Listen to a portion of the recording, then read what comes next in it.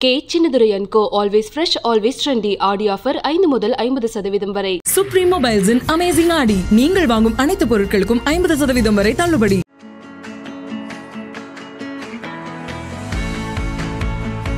Your advice to an aspiring filmmaker? Right. Shoot. Edit. Hi Vikram, welcome to Galatta Plus. Hello, buddy. Nice to meet you.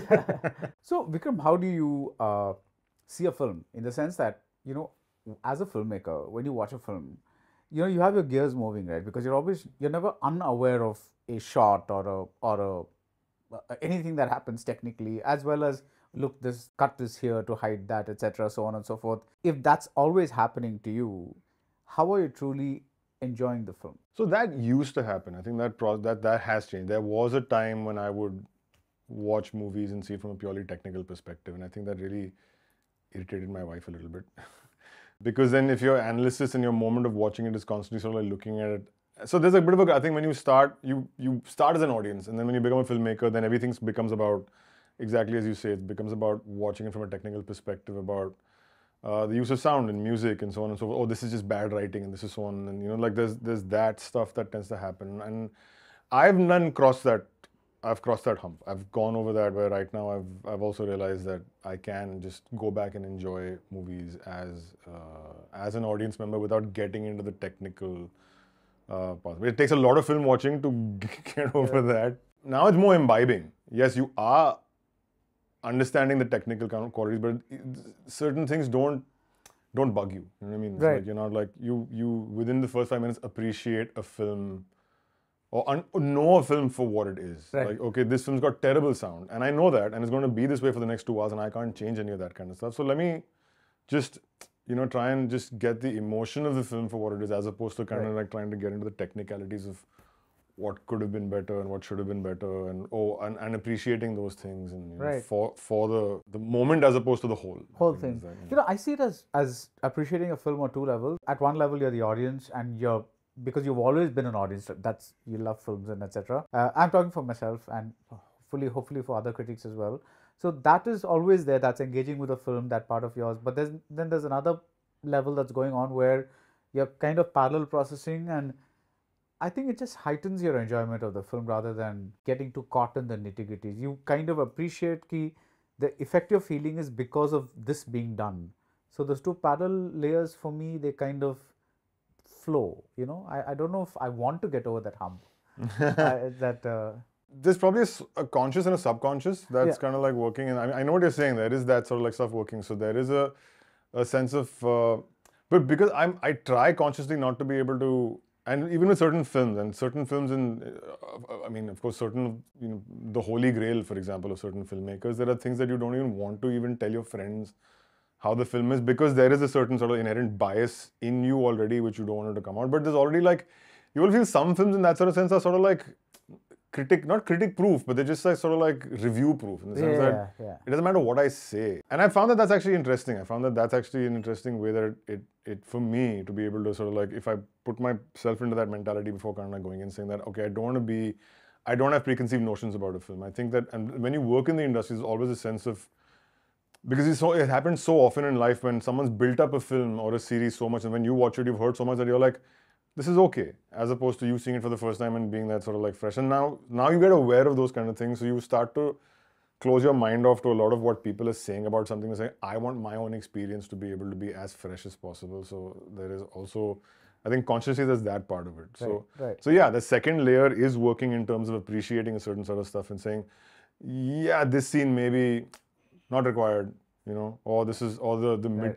But it's become more and more macro, as opposed to the micro it used to be maybe 10 years ago, when you're watching something from that. Now it's more like, second act could have been better. You know what I mean? It's just like that. You kind of like leave it. It's almost like good executive notes on scripts. Instead of one line saying that ye chahiye. It's like, it's broadly, yes, I love it, but this could have been tighter and that could have been looser. And that's pretty much, you know. So that's the way I'm trying to really see movies now. You know, when you're writing a film, you try to have each scene either push the plot forward or the character forward, or make some kind of point, subtext, whatever it is, right? But when you're writing a series, right, there's such a lot of space. So you can afford to have some I don't know how to call breathing time, I guess. Maybe you can take it out and it's not going to miss anything, but when you put it in, it adds something. How do you get a beat of that? So very broadly, and of course, there's no rule to this. Yeah. This is what I tell. No, I'm saying this because I noticed that a lot in Jubilee, where it was so beautiful the way the thing breathed, because it was it could have been done in a very ta-ta-ta, because it was so tense. There's like this, infidelity, murder, revenge, this, that. It's like when you hear about it, you might imagine this tense thing, but the thing is so, it flows so gently, and that's part of why I'm. It's for character. I'm saying if the one-line answer is that it's all in a sense for character development, and I think, and again, there's no rules to this, but the broad. People say, what is the difference between movies and series? You're saying the broad definition, the broad difference, if one has to look, is that movies are more about plot and series are more about characters, in the sense that a movie is about a certain sort of like story, but a series, because you're kind of coming back season after season after season to watch these characters, that's to become about the friendship and the relationship you create with these people. So in this series, what the focus that tends to happen is, yes, of course, there's a plot. You know exactly where you're going to start, where you're going to end, but there's a tendency to be able to build deeper, more defined, more, better arcs for the characters, lots more ups and downs, because it's not a simple 3-act structure. It's going to go from plot point 1 to plot point 2 to a climax. You're taking characters and they can be heroes in episode 1 and villains by the middle of it, and and that can go over multiple seasons. So I think in a series, the focus tends to end up becoming like, what is my character's arc? What's happening? So yes, the story might not be moving forward in a specific moment, but in my mind at least, it's always that the character is learning something or doing something or understanding something or imbibing something or experiencing something in that moment that's going to have a payoff a little later. In the moment. So yes, there is also Jubilee, because it was done in that, while there was that sense of like, yes, the intrigue and the murder and all that kind of stuff in the beginning, there was a sense of it being a slow burn, till it kind of till it reaches boiling point, in a sense. But that boiling point also comes, because there's so many rivulets kind of like forming to form that river eventually of emotion. So that is a very kind of like and I've seen this in many of my favorite series, whether it's Better Call Saul or Mad Men or even Game of Thrones. I think there is a sense of like, and so many, I'm also watching that, I'm like, this scene has no bearing on the story right now, but it makes sense. Sometimes a season later, sometimes a couple of episodes later. Like that's, Which I love, and I think it's all about character. It becomes all about the people. It becomes about them, and that affinity towards them just increases, I think, with that. So now you're doing this thing with Applause Entertainment, where you've announced one on Tihar Jail and one on the Emergency. Have you crossed over to this side? As in, like, is this more fun for you right now to work on series? No, it's I still have a bigger affinity for the movies, but I think what's happened is that it's almost like the movies are coming back in a certain sort of way. I think two things happened. Is that there was a success that happened with the series, with Sacred Games, and then therefore the opportunity, I think, that's happened in the last 10 years, for example, in the series world. And because we're all fans of series, I think there was a moment in time in the last decade where all our water cooler conversations weren't about movies anymore. It was about, hey, have you seen the latest season of Game of Thrones, and have you seen Breaking Bad, and have you seen this, that, the other, and suddenly became your cultural zeitgeist. The conversations became about that sort of stuff. And I love this. I think watching a great series is phenomenal. The experience of watching, most recently, The Bear or any of these kind of things, it's just been... I've heard so much about that. Oh my God, it's just like, it's so visceral, and so there is something which also, in a sense, I guess, allows you a little bit more experimental leeway than movies do. So I think there was that moment in time. And then the pandemic also, because the movie suddenly went out of our life in the pandemic, so the series ended up becoming the one thing. But I think there's always that affinity for the movies. And it's just, I think, in my mind, finding the right kind of movie to tell. I think that for a long time, our audience has been... And maybe it's not the audience. I think it's been a mixture of both audiences and studios and filmmakers who've been like, this is the status quo. There's a one-size-fits-all for Indian movies, and we must stick to that one-size-fits-all. And we've realized gently over the last... it's been coming over the last 15 years, but especially, I think over the last 4 to 5 years, that is completely... It's thrown out of the window. I think that one-size-fits-all doesn't work anymore. Right. If you have a diverse audience in terms of their tastes, in terms of their age groups, in terms of what they want to see. And I think that's now coming, and I think now is a beautiful time to be able to sort of go out there and saying, yes, you can make pretty much every kind of film. So that excitement is now back, where I want to be able to say, okay, fine, now here's a chance to be able to go in. The indie films that we grew up on, we ended up making, I think, I mean, dead is a very strong word, but it almost feels that way, right? So that's what I was going to ask you next, which is about the kind of movies that you made and which made your name, which is Udaan, Trapped, Bhavish, Lutera. Do you think those can be made today? I don't think so. I don't think those kind of movies, unless you're going with a very strong genre feel in those films, I don't think they can. So Trapped, yes, because it sticks within a certain survival drama genre, which, yeah, I mean, but I wouldn't make the same Trapped today. I mean, because I made that film with a far darker, far less genre elements. If I had to remake Trapped today, I would make it minimalistic, right? Yeah, it was very minimalistic, but also sort of like going into like it's going into genre, but then breaking genre. Right. I would make that today as a far tighter genre, like a strictly, genre film. Udaan and Lutera, I don't think would get made today. I don't think there's an audience for them in the theatre to be able to do it, unless in the same. I think back then also the idea was that it's Ranveer and Sonakshi, therefore there's an audience. But even then today, if you have to make that, even with those two actors, you would sort of consider whether that's a theatrical, or is it a limited series, or is it like a streaming film. I don't know if that audience is there, but I do think that they are there for a slightly different version of Bhavish, not that version of Bhavish, but I think they would be there for that.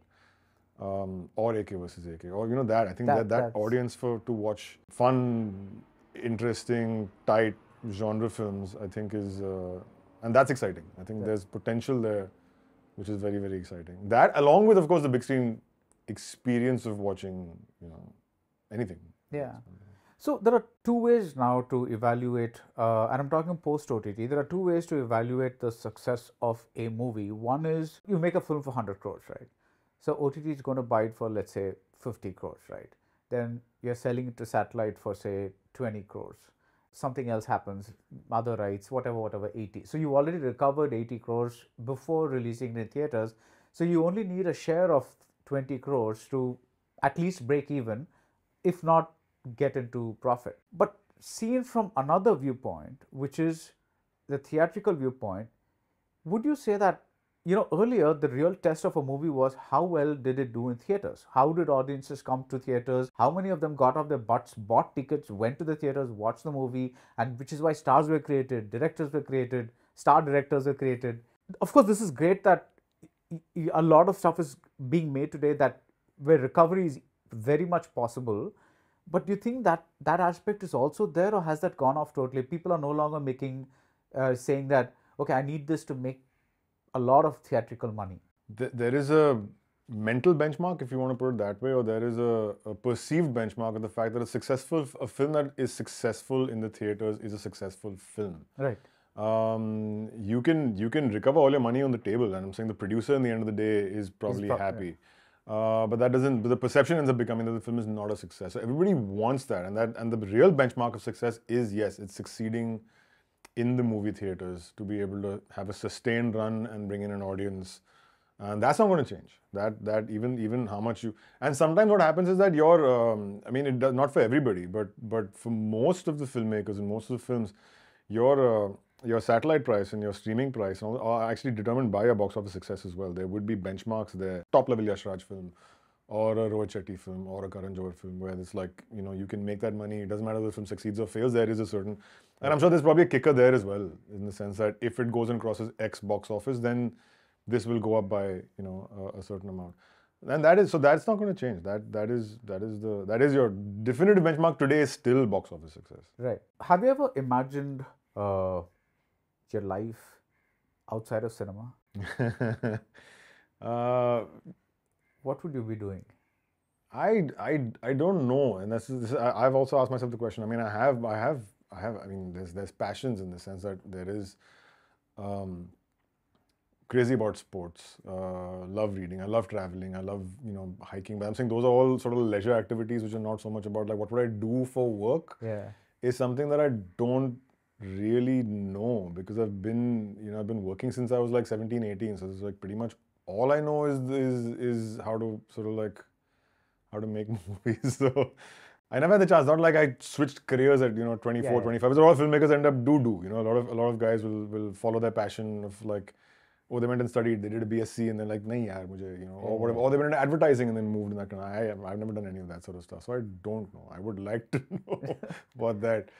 There's always that little thing of like, when I get a break, I want to go and I want to study art and I want to study this and study that. But that's still within this zone. Exactly, that's still within the zone.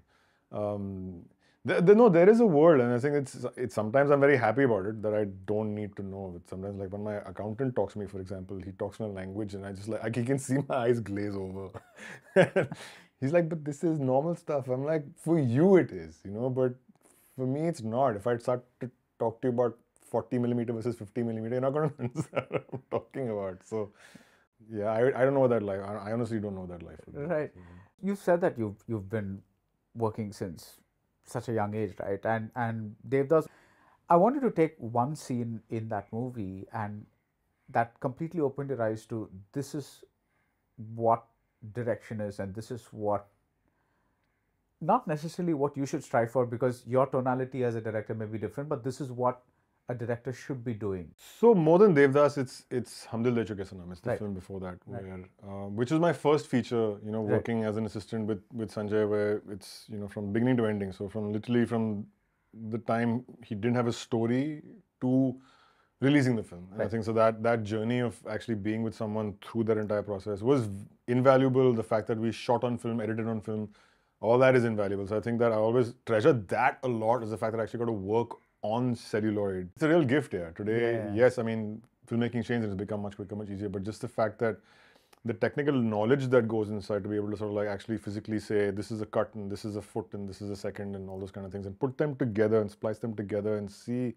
the physicality of how film works and how that becomes a reel and how the reel becomes, so I think that was a gift that I will always treasure. But with Sanjay on Hum Dil, I think there was, yes, a lot of the same. How do you mount a scene? How do you mount a certain moment? How do you see scale? So a lot of those things you start to kind of pick up. But there was two things in that film specifically. One is Sanjay's use of music is also amazing, right? And how he sort of like uses that. But there was something where, again, sitting in the office, and we've recorded this song called Jhoka Hawa Ka, which is Hariharan singing, and it's supposed to be immediately post interval, where Aishwarya Nandini's character has been left back and Salman is left and he's gone. And while he's moved back to Italy, he's writing her these letters, and those letters are not reaching her. And the song is Jhoka Waka, Aaj Bhi, Right. Zulfe Udata Hoga Na. That was the idea of that song right then. And we're all prepping for it. And then one day, it's just like very randomly, Sanjay walks into the office where he's like, okay, listen to this. And he narrates the song as it was right now, where he's like, she gets shot in the field, falls down, and she's in Italy, and now the song starts, and because now it becomes about 3 people, and it's not just about 2 people, there's a third person over there, but you've got Ajay in the mix, and this, that, the other. And the moment, I was also like, this is brilliant, right? So one is just looking at how stories can be just, nothing is sacrosanct in that moment. It's just not bound script. Yeah. Exactly. Yeah. Everything can change for the better in that moment. But also what for me was the amazing thing is that for me, a director never stops thinking about how to improve your film all the time. That's a blessing, that's a curse also, because there is a sense that You're always tinkering.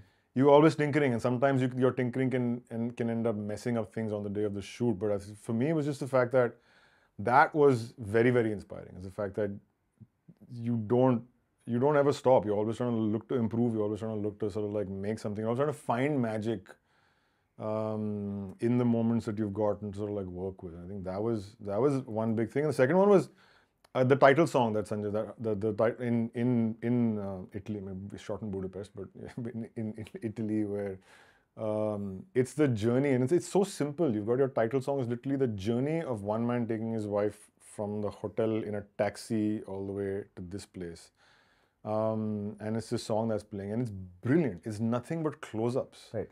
The whole thing is nothing but close-ups. So it's all broken down, which is the other thing. Is like after all that, in an epic film, in a film about scale and about Gujarat and Italy and all these kind of things, your core emotion comes down to a bunch of close-ups that happen between people, and all the stuff you've built up there is all going to pay off over here. And I think that was another huge lesson. I'm getting goosebumps. No, it was a huge lesson for me when I was like doing all that kind of stuff. Is that in the end of the day, the human face is the real landscape. You know what I mean? And interesting, both the instances that you mentioned were about songs, because I always thought Sanjay Leela Bhansali and Ismail Darbar made some beautiful. There was a real connection between them. You know, there was something very that really came out of their work together. Oh, 100%, 100%. Yeah, that was very, very magical. I think Ismail was on fire. That, you know, he really was new. He had so much fire in him. He had so much to say at that moment in time. I remember there was Aankhon Ki Gustakhi, which was again another brilliantly short song, like phenomenally short. But the composition for that song is literally the brief.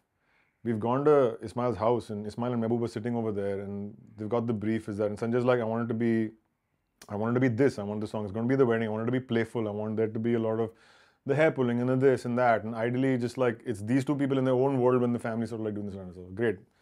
We go, and he used to live in Khardanda there. We go for a 45-minute walk, Sanjay. We come back. Song is composed. Exactly the same song as afterwards. It's like in 45 minutes, Ismail and Mehboob just pulled it off. And that's the fire that Ismail had at that point in time. It's like just bagging them out like. You've not been much of a song guy though in your films. Not the lip sync variety. Right. Of course, Udaan has songs and all that, but yeah. Yeah, not the lip sync variety. You've never felt comfortable with that? I finally did it in Jubilee. I had 10 songs in Jubilee, which were all actually lip sync. But that's but there was also a time and a place. You contextualized. I contextualized. Yeah. That's true. But I finally got over the bump of doing lip sync songs. I don't know. I found that there's always I love Hindi movies, and I love that kind of stuff. I always found that a little bit jarring to be able to have someone do it. But there is, I think back, I'm like, I should have maybe in Lutera, Actually, that's the movie where, I think that's one of the most beautifully written and composed songs. There's lots. There's a lot, but I'm just telling you, where the Dakia, Savarlu. Savarlu. Yeah, it's a beautiful song. It's that's the one. Yeah. That's the one I thought, because it's an inner voice in a certain sort of sense. I thought that's the one that should have been lip sync. Right. And Sonakshi and me were kind of like, she's like, make this lip sync, and I'm like, it's not. I don't know how to do it, because it's also true is that in that, without suddenly feeling that you're jumping out of the film, but I should have used that to my advantage, and I was like, I didn't use it to the advantage. It could have been a very interesting imaginary sequence where it's almost like she's singing, but he's obviously not aware that she's singing. So automatically you've gone into a bit of a dream state. Right. But in that moment, I just didn't feel that film required a dream state. Right. You can see it both ways. Yeah, so you can, and so there is that. But yeah, we kept, and she insisted. She was like, "Please give me a song to sing." Do you have something that you'd call your best film? From a movie thing, I'm actually most proud of Bhavesh as a achievement in movie making. I think that the ambition of the film and what we set out to do and sort of like do that. It's a flawed film. It's definitely a flawed film. At many levels, it's a flawed film. And I think that there was a certain, and again, I think this happens is that once you've been living with something long enough where you have a spirit of what you're sort of like writing it out, and then that doesn't work, and then you have to sort of like change it, and then you go into redoing it, and then it becomes a bit of a not compromise. Compromise is, I think, too strong a word, but it starts to become a compromise. Like, there's certain things you want from your first draft, which you feel the spirit of it is correct, but you needed some logical things in the second half, and you've changed some stuff. You tend to lose objectivity sometimes after a point, because you're too subjective and you don't like know that. But I was very proud of that film in the sense, I still am very proud of that film. I know what the flaws are, and I know what I would do to kind of like fix those flaws. If I had to do it all over again, I know exactly what I would do to sort of like do that. But I think, for me, the ambition of that film and just the technical achievement of what one tried to do and the things one was trying to say and the political things one tried to say. Yeah, and it was so different from the general superhero films that are coming out, because I think that, if I'm not mistaken, that was the time that whole Marvel and stuff was peaking, and we were looking.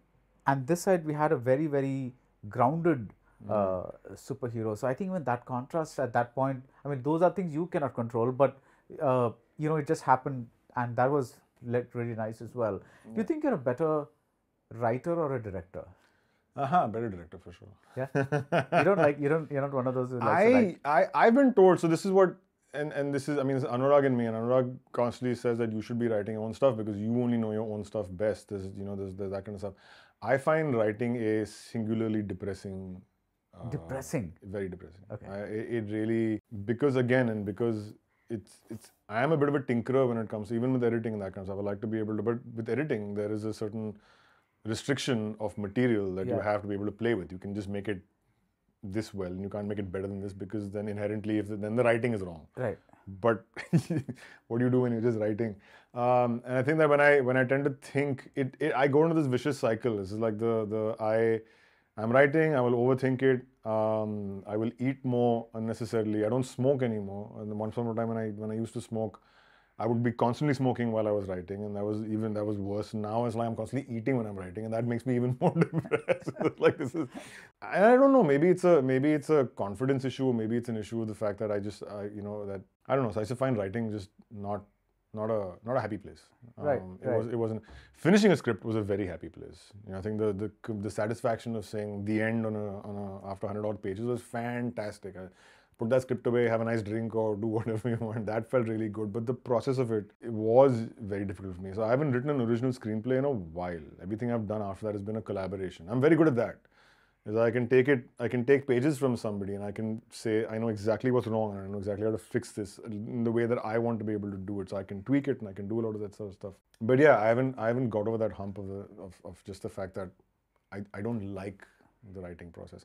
I'm getting back into it now. There's a lot of things that I'm actually doing right now where I'm just being able to push it out. But it's also a very time-consuming process. It is. So unless you have the confidence of a Bergman or a Kurosawa or someone like that, who I don't know how they did it, man. It's like or Billy Wilder. It's just like there's some. Well, he had I.L. Diamond. His constant That's true. Yeah, Billy Wilder had. Yeah, that's true. Yeah. But Kurosawa and Bergman are the kind of guys who'll be pushing out a film a year. Yeah. Writing, directing, everything. More than that. Yeah, and at scale. It's not even like you're not doing these super personal films. Bergman, later stage of his life, but generally, and Kurosawa especially, was just like pushing this out, and I was like, this is just incredible. Actually, I'd argue that even with Bergman, even though maybe the scale was not there, he was really experimenting with form. So with faces especially, compositions, colors, so even though he may not have the bigness, there was in that smallness, there was a bigness. You know what I mean? That so to kind of get into that zone and churn out, constant movies. That's the thing. A movie a year. It's even. I mean, right now we struggle right now, and I don't know it. It's like that's something isn't like no. We have to.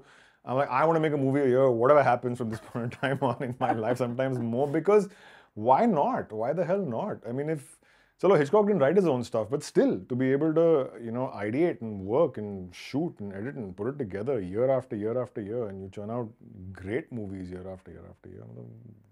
But I think that the difference is that there they have a system of writers, and here that's not as established. Because it's getting there. It's getting there.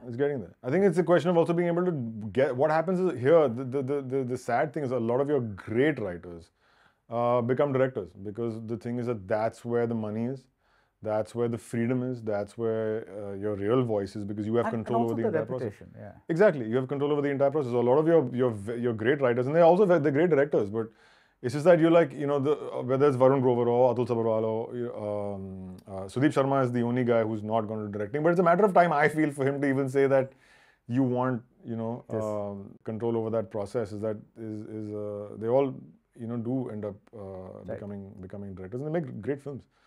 But it's bit by bit, I think it's just building up a certain amount of having writers. So yeah, that's what I've been, in the sense, whether it's Jubilee, for example, or AK versus AK, or even Control, the next film that I'm doing. That Avinash, who wrote AK versus AK, is also written Control.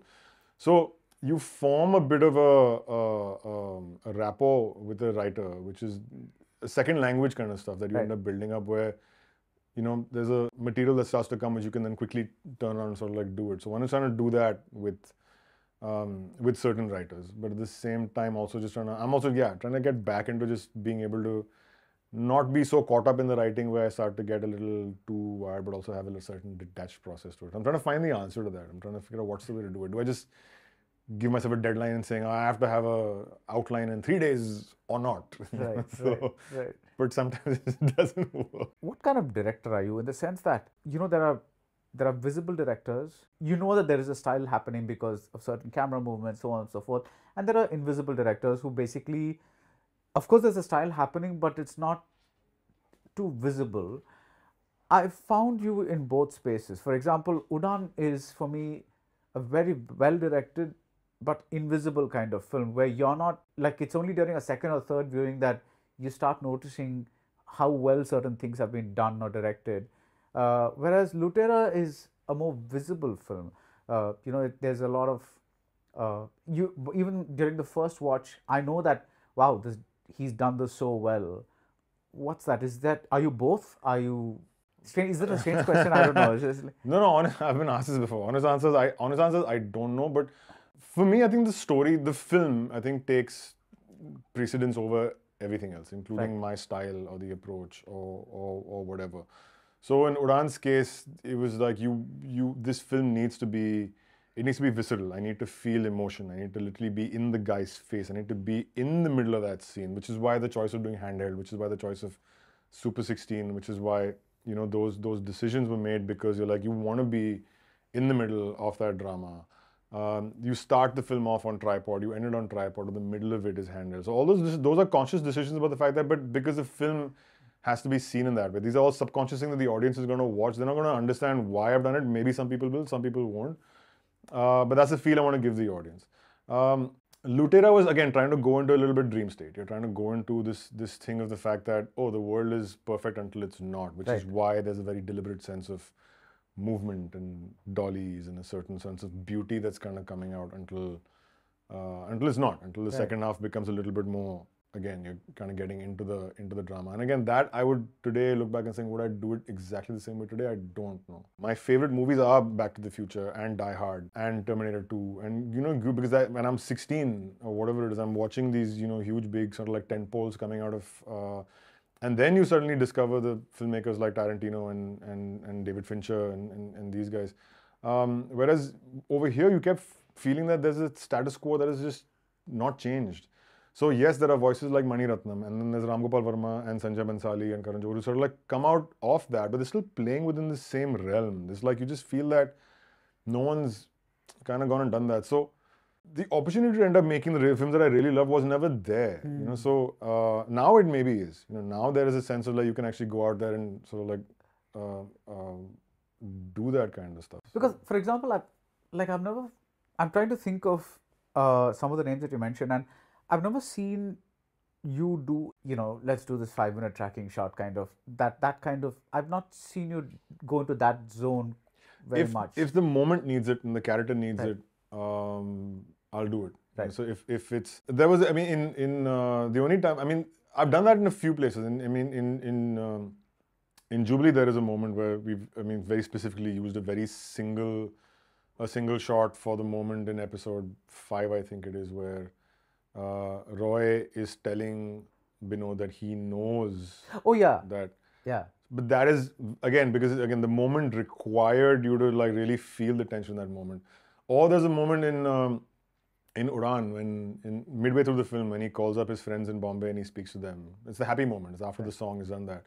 And that in the moment is like, no, this needs to be a single shot. Whatever happens, this has to be a single shot, because you want to feel that sense of lightness of that he's feeling in that moment. And then you have to really feel that moment. If I cut over there, the feeling that I got is if I cut in this moment, you're never going to end up feeling that sense of lightness. Again, a very invisible kind of single shot. Exactly. Yeah. But that's the thing. It's like, what's... It's not like, oh wow, look at that single shot. It's like you feel it rather than see it, and like so. Exactly, but that's the thing. It's like, for me, that's the most important thing. I think the film is sacrosanct. The characters are sacrosanct. That is what is the best way to tell that moment to make the audience kind of feel that moment is for me the most important thing. And that's why then I'll adapt myself, to that. And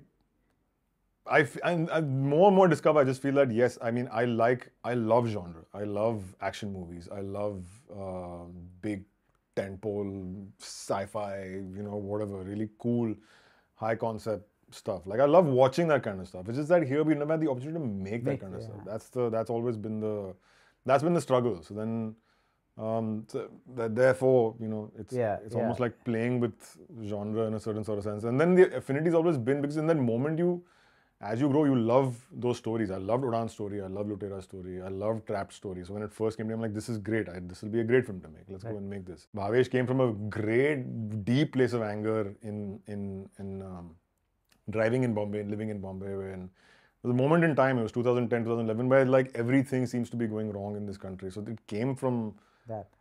So the need for those stories to be told just, came. So either it's been like, oh, I love this idea, let's do this, or it's been like, I really want to tell this story. Right. So it's been a bit of both.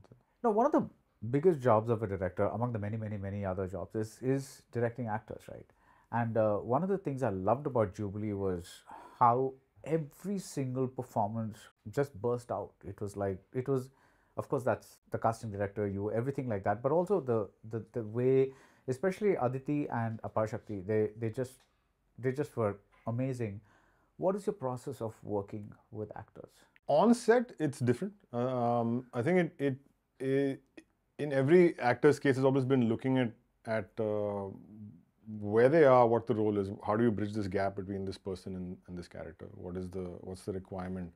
Does it mean sitting and doing lots of rehearsals and talking about stuff a lot? Does it mean lots of reading? So do you need to be able to change your lingo because this character speaks this way, and then therefore. So on Jubilee specifically, all our actors went through dialect coaching, because you want to take away some of the modernistic ways of saying something. Yeah, the cadences are all different. And cadences are different. Your style of speaking is much slower. There's a sense of like the therav in the way of talking, but also just in terms of the way you pronounce certain words. So there was that, which is across the board for all of them.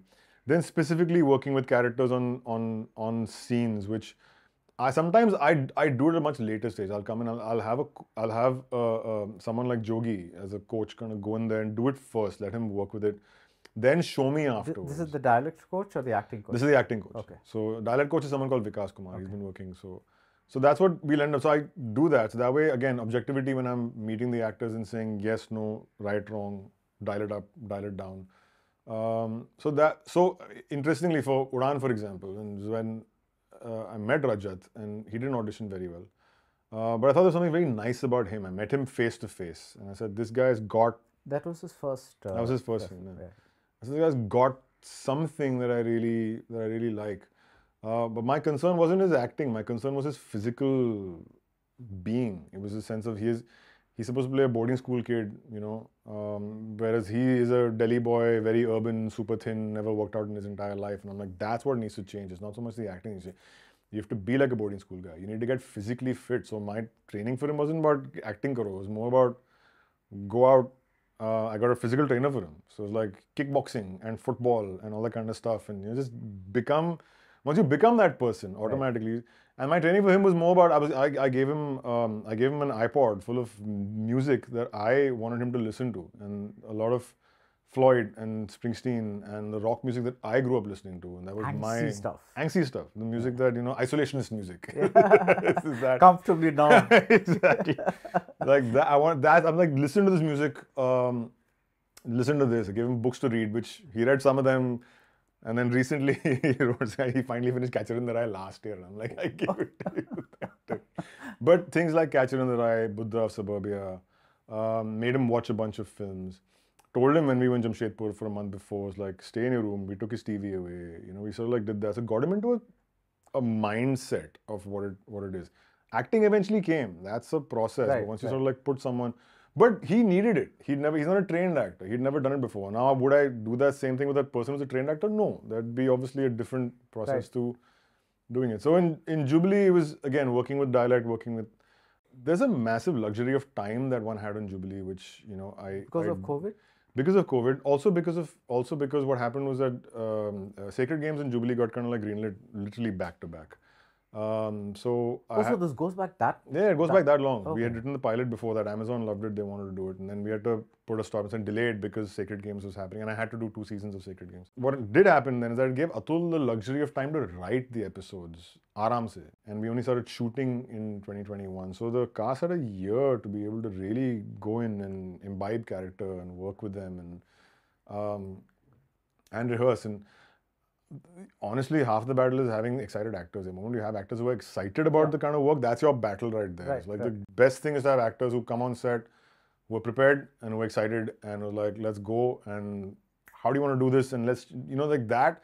that's 90% of the work is there. The director has to do very, very little if your actors are kind of like... The reason I mentioned Aditi and Apar Shakti is because you've seen them in earlier films, but there's, in Jubilee, you see shades that they've never showed in those earlier films. So part of being a director is also being able to sense that this actor can do this, which is not about the skill of the actor or something like that, but some actors may not have certain tools in their toolbox. And for you to see that is also something there. That was very interesting because, and you're doing this all at a very measured, like at a meter that's very, very subtle. Because yes, Apar Shakti is doing this, Aditi is doing that, but they're not doing it in a very loud way so that you register the thing. Everything is done in a very, very understated manner. And I think that's what like really took me aback when I saw Jubilee. It was like all the actors were just bang on point, conveying the emotions just like they would if they were screaming out those emotions.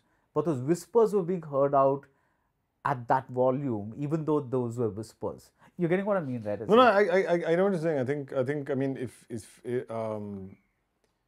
I mean, honestly, I think the first thing that interested actors in the moment are always the number one sort of like thing. You can tell an actor's disinterest from the moment it's like over there. Right. So if they are, you have to kind of like build them up into it. And I always try and at least create. And I think from one of the things that I do, that I strictly do, and I've always done this, is I block a scene first thing in the morning before we even get into lighting or any of that kind of stuff. And you use your ADs or something too? No, with the actors. Oh, with the actors? Yeah. Okay. So if the call time is 7 a.m., everybody's in at 7 a.m., including the actors. Before they go into makeup, they're in at 7 o'clock in the morning, where we will sit around or we will stand around or whatever it is, and we will do the scene. So DP, me, ADs, whoever actors are there, we block the scene. So what it does is it does multiple things. One is that it gives clarity to me and the cinematographer as to what exactly we're doing on the day. We haven't planned it with the ADs before and sort of done. Because what happens is that if everything's set and the actor comes in and says, hey, but what if I don't stand at this point? What if I stand at that point? What if I use my left hand instead of my right hand?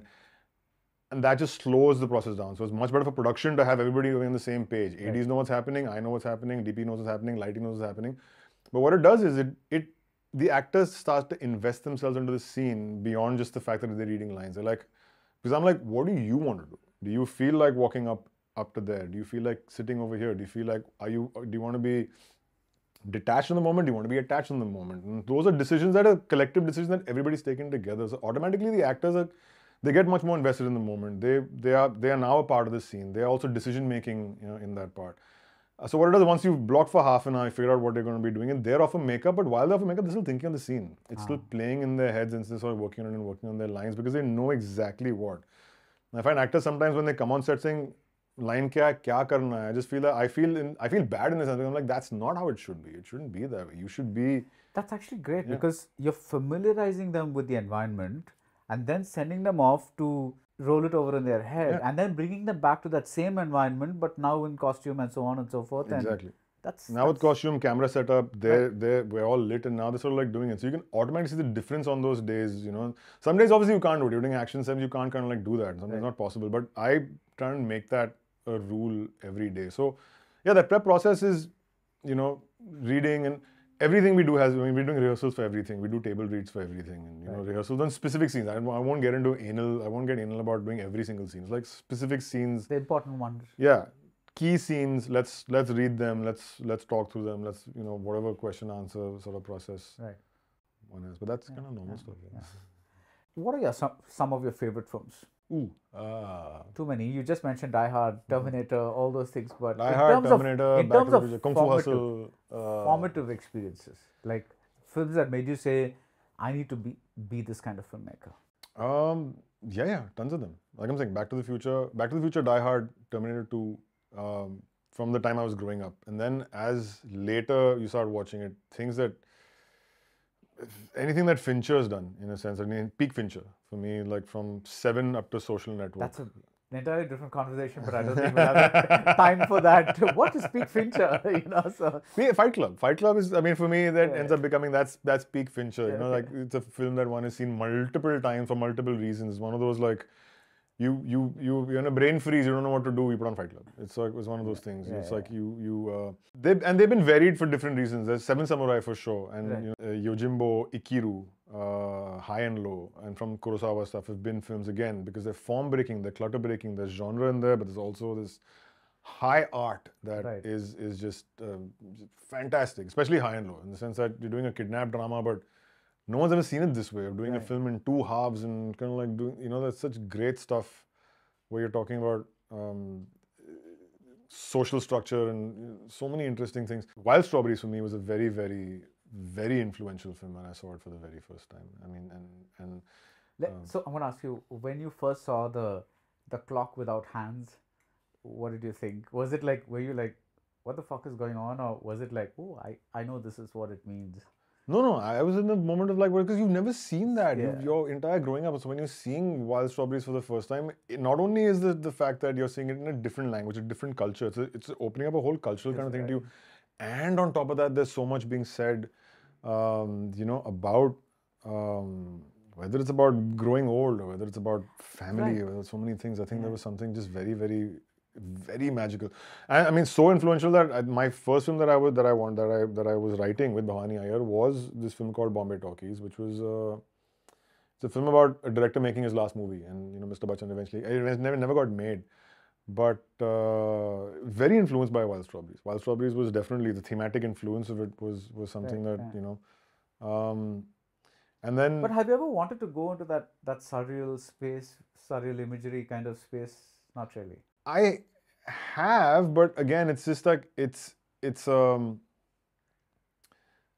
I guess there's not been a story that's required. Required and you did mention that you do what's the story. The film is sacrosanct. So I did it a little bit. I think I tried it a little bit in Trapped. Actually, there's a bunch of things we tried in Trapped. Trapped was a very experimental films on the set where it's like you literally had a 10-page screenplay. You know what I mean? It was like, okay, let's do this. So I did a lot of stuff with cockroaches and his memories of his father, and eventually realized that okay, none of this is working. I took it all out. But you also, I don't know, when Bergman does it, there's something quite phenomenal about it. Right, and maybe also the audiences that watch your movie also kind of decide. I'm not saying that you have to do everything because there's an audience for it, but sometimes they do decide the kind of movies that you make. So they do. I think it's the audience, but it's also it's in a sense studios. And like I'm saying, we've always been working within a box. I think that every time you go out of the box, you know that there's a limitation to being able to be outside that box that you can do. You can't go all the way. You can go 30%, 40%. You can't go 100%. You have to have an album. Because those are the things that you need for marketing. So you can't certainly say, I want to make a songless film in this country. Maybe today you can. But then you couldn't. 10 years ago you couldn't, because it's like, kaise hoga yaar? How will you market it? How do you sort of like get it out there? Something, those are limitations you work within. And I think we got very comfortable working with those limitations. It's fine. So like bit by bit, you're trying a little bit to go out there. And the other, I mean, again, super influential. In that, I mean, Fellini was very influential. Amarcord was something that I was like, this is insane. How do you make a movie like this with so much fun, so many multiple characters, and with so much beauty? That peacock scene is one of those. It just never leaves your mind once you see it. No, there's so many of those, and I think Amar Akbar Anthony has been, I think, the one definitive film for me in terms of, because that's a film that I watched so much growing up as a kid. Of course, Sholay. But I unfortunately grew up at a time in the 80s where like it was, you're a Bachchan fan, and then when Bachchan really wasn't sort of like doing anything, there was nobody in between. We saw Mr. India, but it's not like I wasn't crazy about Anil Kapoor films. I wasn't crazy about any of the films that are coming.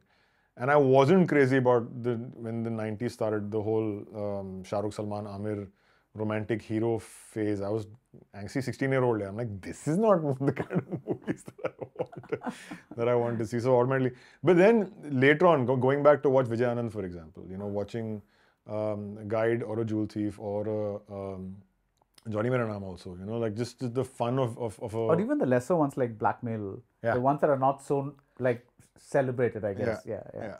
That, and then going back to watch Gurudutt, seeing Pyasa for the first time on screen actually was quite a I mean, it was a kind of tragicomic experience, because I think it was the first Mami or the second Mami. And I there was remember that screening. Right? Yeah. It was at the NCPA, and it was Doctor Strangelove and Pyasa back to back. Yeah. And I had seen Strangelove already. So, Doctor Strangelove is one of those films where it's like you get the humor, you don't get the humor. And once you get the humor, you have to watch the film once to understand the humor. So the second time you watch it, you actually enjoy it a lot more because you get what the film's about. So it was a packed screening for Doctor Strangelove. And there was literally me and one guy sitting next to me who were just cracking up at everything because we knew the film, but the rest of the audience was just dumbfounded. It was like, not quite getting what this thing is about.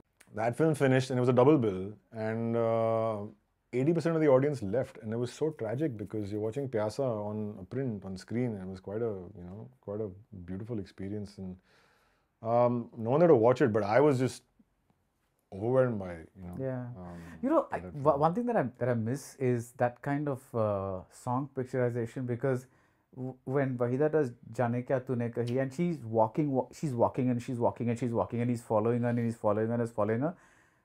I'm not sure if I'm remembering it right, but I think it's entirely from his point of view. I think so. That you see her, you rarely, the camera's always following her from his point of view, and he maintains that for about 4 minutes or something like that.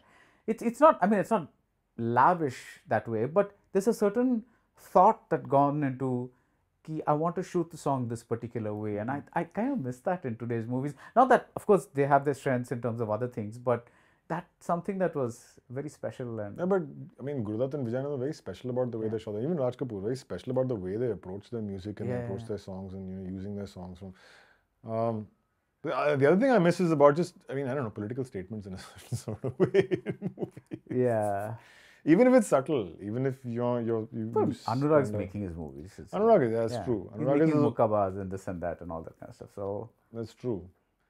But I don't know, but just if you watch Raj Kapoor's repertoire, the deep feeling of socialism and justice that kind of runs through that, you always find, which is there till the 70s, and suddenly just, I don't know. Well, I think it's also the country that changes, right? So the audience changes, the feelings change. So, you're saying that you made Bhavish because you felt an anger. Maybe a lot of people are just like, well, this is how it's going to be and we don't care anymore or whatever. No, it's true. It is true. That is the way it is. I think. So, what's the best filmmaking advice you've ever received in your career? It's just honestly the best advice, and this is multiple ways, and maybe it's just because I've been low self-esteem, not very confident about my own filmmaking ability. So I think that the best advice that will always come is the whole just do it. You know what I mean? There's a and it sounds very simplistic when you sort of like say it, but it helped with Venu, the DP. So Venu, I know him because he was supposed to do Vishal's first film. I was Vishal's associate at that point in time, and the film was called Barf, and never got made. But Venu and me became quite friendly, and after Devdas, I was in Kerala with. Venu shot Guna, if I'm not mistaken. Yeah, Venu shot Guna. Yeah. So we were staying with him, and we went to Munnar, and we were sort of like staying there, and he's like, "Oh, so you're a filmmaker, so what's your film about?" And I'm like, "I'm not telling him." He's like, "No, you have to tell me." And he literally forced me that night to sit and tell him what my story. The story was Udan, and gave me great feedback. He's like, "Okay, this is the story, but bring your character into it," and that kind of stuff. But I think is in that moment where you have to be fearless as a filmmaker, and you have to be able to sort of like your voice. If you presume that your voice is going to be heard by hopefully millions of people and are going to end up going and seeing your film afterwards, even 1,000 people are going to see your film afterwards, you're still sort of like bearing your soul to 1,000, and you have to bear your soul. That's the thing. The honesty that one has to sort of like put into their material has to be seen afterwards. So why stop now? Why are you waiting to sort of like do it? And I think that generosity that one why has to stop do. now, as in? As in, I find there's a lot of filmmakers I find who are not generous with sharing their material for people to be able to sort of like read it. And I was, I think at that point in time came from a thing like, no, I don't want to tell. I'll do. I don't want to tell. And I realized that was it a fear that maybe somebody it's else a fear of might being take judged. a story or something? No, it's a part of you. That's how you justify it. But I think most of it comes from the fact that you don't want to be judged at this point in time. There's that. And I think getting over that was a learning experience, which Venu taught me, which Anurag taught me. And there's a sense of the fact that you have to be generous and share your story. If your story is good enough, share it, by all means. Because the only way for you to know whether it's working is by sharing it, and is by telling it, and is by letting people react to it in a certain sort of way. कल किसी ने copy करते तो कर दिया यार. How does it, that's whatever. You'll figure out that's a separate journey. But I think that was one of the, so again, not advice, but I think just that forced kind of just do it became, and that's something that it's stayed with me. And that generosity then, I think, then kind of like transcends. Then you want to be able to help and assist and listen and give feedback, and there's a lot of that kind of stuff that one ends up doing. Are you a good narrator? I've become one. Okay. I wasn't one earlier, but I've also become one. I think that again, experience sort of teaches you that. Because right in the beginning, when someone is like, tell me a film in one line, and you're like, you're insulting my intelligence by asking me to tell my film is more than one line. It's more than a pitch.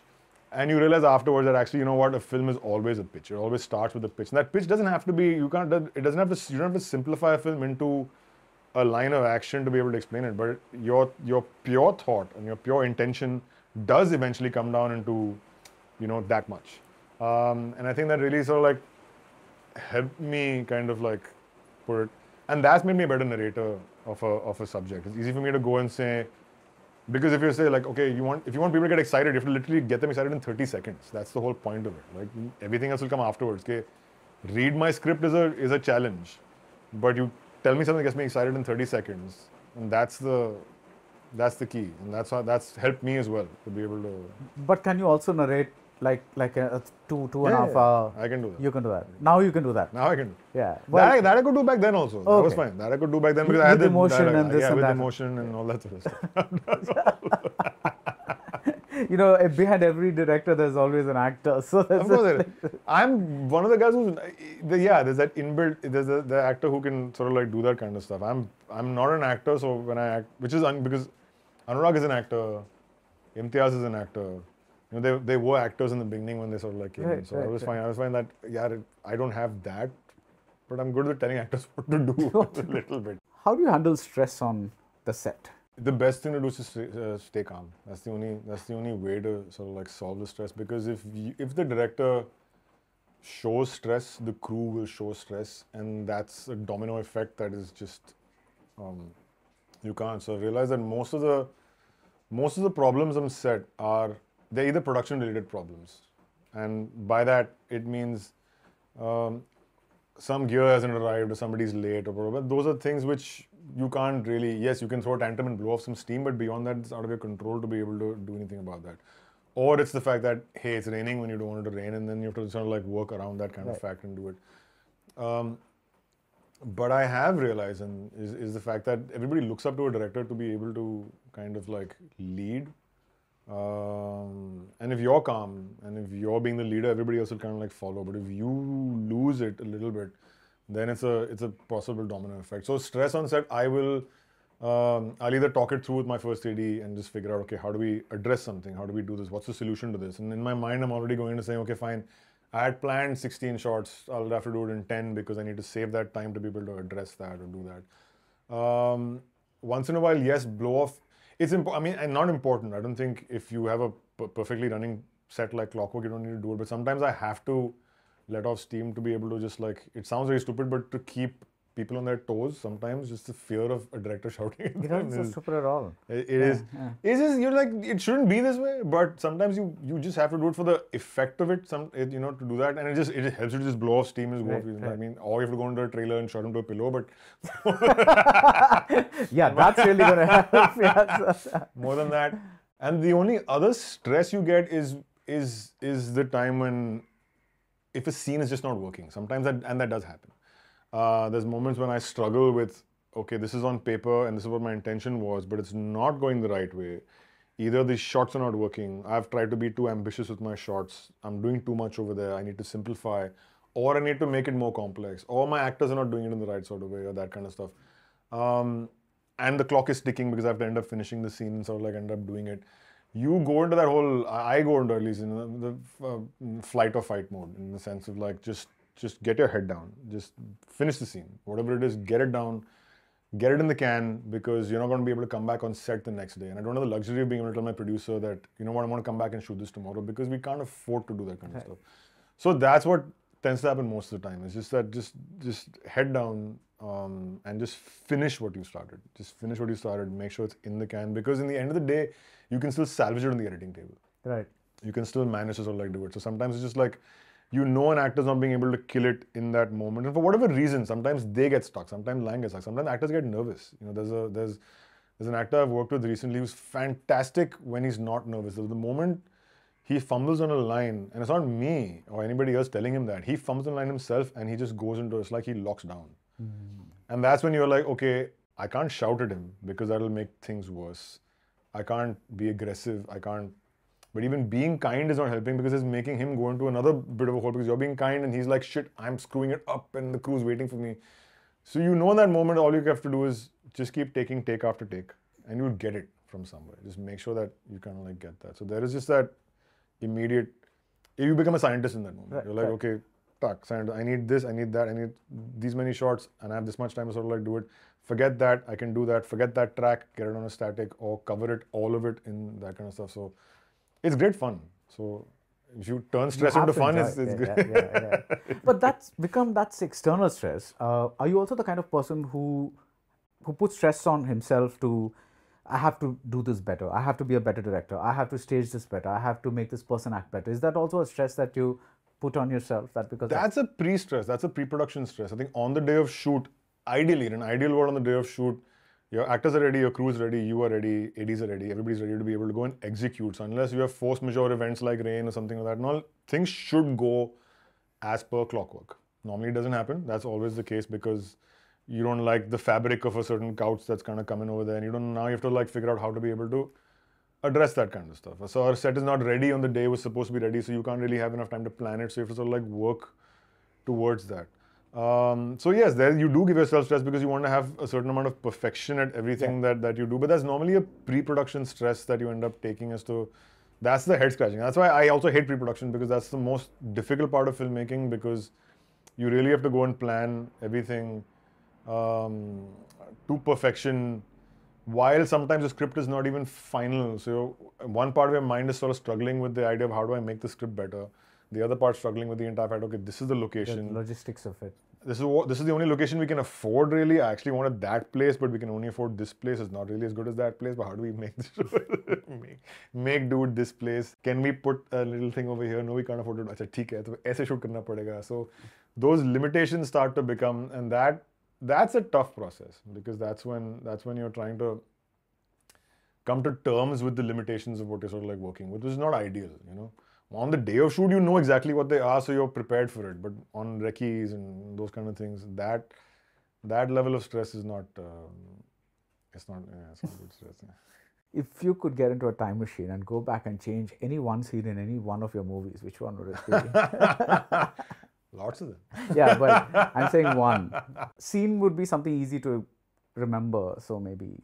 Yeah, but whatever. No, so I'll give you two examples. Yeah. Actually, I'll give you three examples. I would on Bhavesh, for example, I would recast the film with a woman as the lead. Oh, interesting. Not as a man as a lead. Okay. It makes the film more emotional. It makes it more interesting. It makes it just definitely more exciting. I think I would go back and I would make Sikku a girl. I'd make Bhavesh the boyfriend. He dies. She wants to know why he was killed. Becomes a superhero. And eventually, sort of like does it when people discover it's a woman, they're like, you know, they're taken aback. Yeah, and I think yeah. that I think I would if I do that today, I would do that. On Lutera, what I would change is I would change the second half right now is the fact that he betrays her, and then he coincidentally comes back into her life. I would change it to make it that he deliberately comes back into life. He knows she's in Dalhousie. He plans the entire thing to make sure that he can kind of like come back there to be able to meet her. And I think that was a missed opportunity that this occurred, this came to me 2 months after the film release. I'm like, shit, this is what I should have done. It needed one scene to be able to shoot where one can end up kind of like planning that. And I think that would have changed a lot of the dynamic of the way the second half would have worked and the emotion of it and stuff. Because a lot of people are like, it feels very convenient. And I was like, I was justifying it by saying that, but that is the poetry of it, is that it is a coincidence in a certain sort of way that happens. But I think that if I'd done that, So like, and the scene, I think what I would have there was a missed opportunity I felt in Trapped. And again, this is a tiny thing. A lot of people won't get it. There's a moment where, and because I also cut the scene out afterwards. He eventually comes out of the window in the front where he cuts through the grill and then he steps on and comes out from the front. But there is also this little inner shoot. There's a little small moment where there's a jali that he throws out and the jali falls all the way down the shaft, which is inside. We had shot a scene where he uses a bed sheet, goes out of that shaft to the window below and tries to break in through that window below. And he's tied the bed sheet to the tap, which is right next to the bathroom. That tap breaks, and he falls further. Manages to crawl his way back into the apartment, and he's just like, okay, I'm never doing that again. And that shaft becomes his bugbear. It's like he's constantly looking at him, sort of like doing that. I would have made him escape through that shaft again. Okay. And I just felt that, for me, when I look back at it, I'm like, that's a missed opportunity. It's like you want to be able to climb the peak that is screwed you up. That's unattainable. That's unattainable, that you've tried to attain and it's unattainable. Now you're going to do it without the tools you had the previous time. Because there's also a psychological growth there. Yeah, that's true heroism. Like that for me is like, so every time I think about it, like that's what I would have. But honestly, every film has one of these. yeah. But it's fun to kind of ask these questions, because but the thing is, you because of how you're explaining things and so with such detail, you're also getting a real insight into how a particular director thinks, and that I think is most valuable because everybody thinks different ways, right? So for me, this is to know how Vikram Motwane thinks is that's valuable. So yeah, but I guess this is the true growth in someone's career, at least in my career, is to be able to like not have these thoughts, that kind of stuff. So you want to be able to get to that perfect point of your thing where you do right in a sense, at least not perfect, nothing is ever perfect, but at least get to the point in time when you don't have those regrets afterwards. That story mein ye karna tha aur wo karna tha. Like that for me ends up being that. So in an ideal world, kind of like build to that place where it's like, okay, chota thing you can live with, but it's the bigger ones, like, those ones that irritate you. Because it lasts forever. Because it lasts forever. You can't go and reshoot a film all over again. Yeah. And yes, you can, and the only person who knows it is you, which is even worse sometimes. It's like... Hitchcock remade The Man Who Knew Too Much.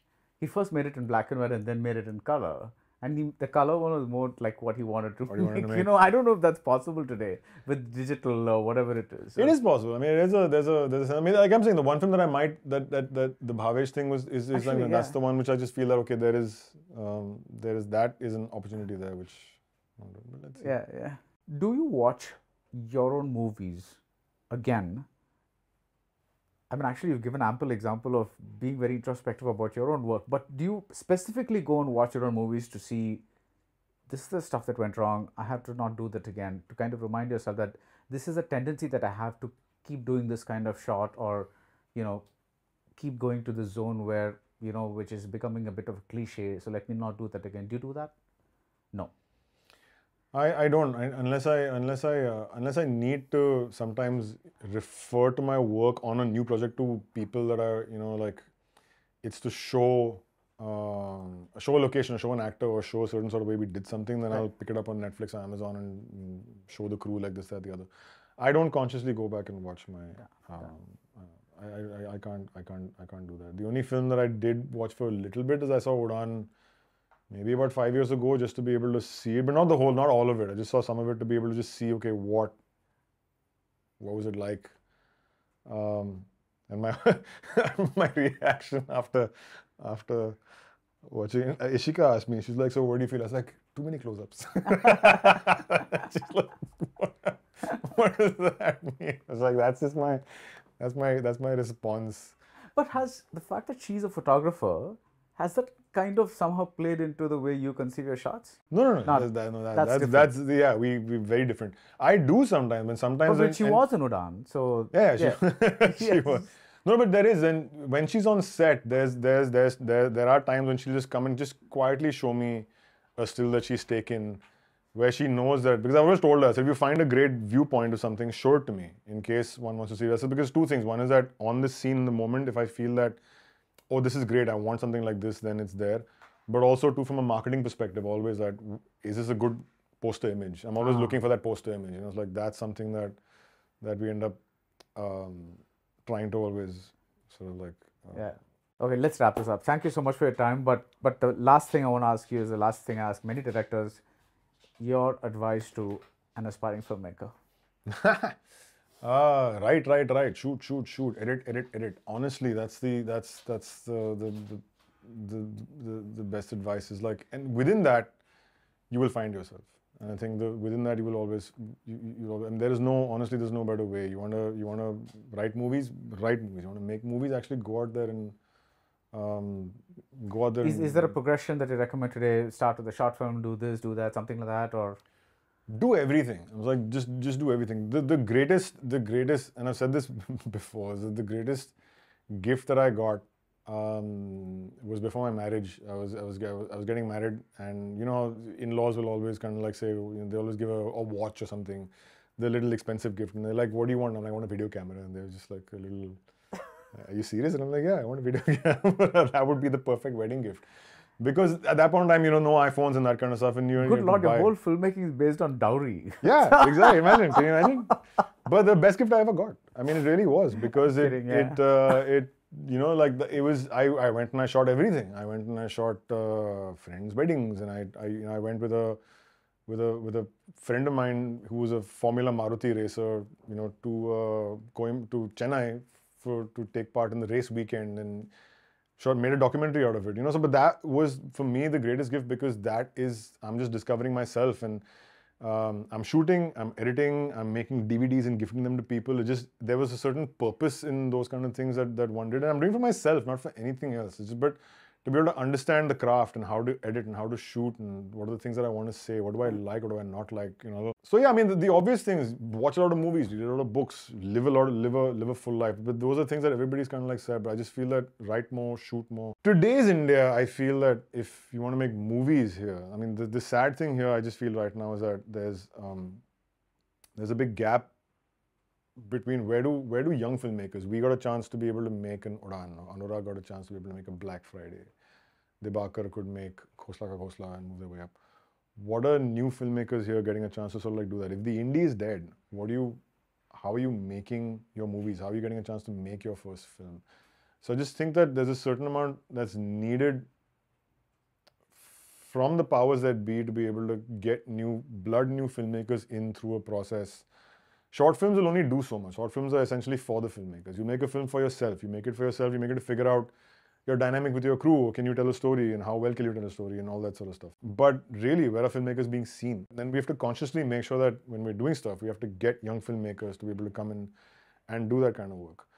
The other thing I feel filmmakers need to be is just be smart about the fact that we should start making more genre stuff right now. And this is what I strongly sort of like feel, that is that there are great indie stories out there, but no one's watching them. And that's the sad thing that I've seen in the last 2-3 months. I've seen some wonderful movies, whether it's Jaggi, Amar Colony, or Fairy Folk. Fantastic films, but you know there's a struggle to get those films to an audience, because that there's a huge gap between making a film and distributing a film. But the more you go into making strong genre films, and I think the time is there right now, whether it's horror, whether it's action, whether it's comedy, whether it's stoner comedy, whether it's, you know, zombie films. I think there is a chance to be able to sort of like say political things and really have filmmakers. And if you look at the filmmakers that we've loved, you know, internationally over a period of time, have all been very strong genre guys. Whether it's Nolan, whether it's Spielberg, whether it's even George Lucas, even Coppola. I mean, they've all come from a very strong genre background to end up making this stuff. Yeah, I think Coppola started out with Roger Corman. Exactly. So, yeah, we're making very exploitation kind of stuff, or at least assisting on them. Alien is an almost art film. It's almost a perfect film. Yeah. It's like, for me, it's like it's. I saw it again a couple of months ago just because like I wanted to end up seeing it, and it's so beautifully artistic. And here's a director who's at top of his game, doing all the stuff he wants to, but it's a genre film at the end of the day. Right. The time is now to be able to do, whether it's, you know, and it can range. You can do All the President's Men, and you can do so many interesting things. You can range it from Sidney Lumet was one of the most artistic directors of his time. Yet Dog Day Afternoon or Serpico or 12 Angry Men are all genre films actually. Yeah. That's something that is going to drive, I believe, the next generation. Actually, now I understand what you mean, because you're saying that Dog Day Afternoon technically is a bank robbery kind of movie, but it's also a statement. And Exactly. you know that's what you're like you bury the the stuff that you want to say in the shell of a genre film. You want to say that, so you can, and there's so much we have to say in India, but like sometimes it's like if your agenda is on top of your story, people can see through it, but once you hide it within that, you can say so many things that that you want to, and I think that's the time for now. But also I think there's a time to actually if you want to get the kids back into the theater, and this is the way to do it. They will go see. It's not that, and I'm not saying by any standards that okay, we have to, that the Bollywood film as we know it should not exist. Of course, 100% it should exist. It's fun, but there is space for one Rocky and Rahani and that kind of stuff. Every film cannot be that. Every film cannot be, and we can't sort of like have to I think we have to diversify. We have to sort of like have, and we're a diverse country, so why not? Why not? Yes. Great note to end this interview on. Thank you so much, Vikram. It's been a pleasure. Buddy. Thank you. Thanks. தரத்தின் தாயகம் K சின்னத்திரையன் கோ ஏரல் திருச்செந்தூர் மற்றும் Thoothukudi. Supreme மொபைல்ஸின் amazing ஆடி. நீங்கள் வாங்கும் அனைத்து பொருட்களுக்கும் 50% வரை தள்ளுபடி.